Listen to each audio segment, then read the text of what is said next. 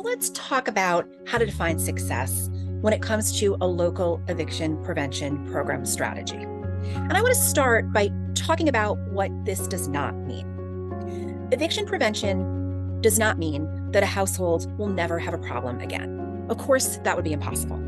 Far too many households are paying way too much of their income for rent. And that means that when a household is making low wages, too often they're on the brink of having to make a really hard choice between which basic need to pay for and which not to pay for. So putting aside any idea that eviction prevention will solve all housing challenges, let's focus on the many, many amazing outcomes that a local eviction prevention program can have and is having here in Pennsylvania and in communities across the country.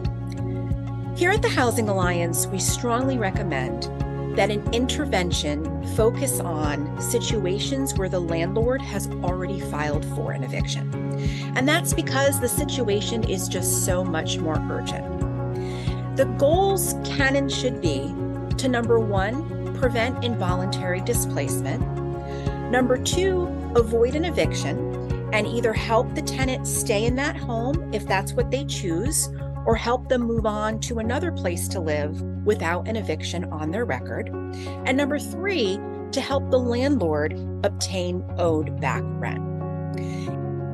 In the short term, the way that this can be measured is by looking at the court case outcomes that are more favorable for both the tenant and the landlord. In the vast majority of cases, the judge decides in favor of the plaintiff or the landlord.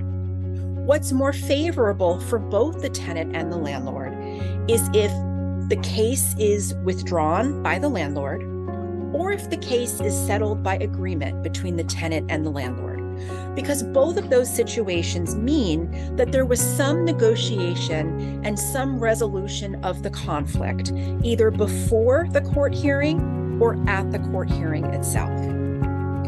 You can also work to connect clients and tenants to other resources that might increase their likelihood of long-term housing stability. The most common challenge that tenants have told us here at the Housing Alliance is that when they need assistance, they don't know where to go and they don't know what's available for them. So connecting them before they have a problem in the future is certainly going to go an awful far way.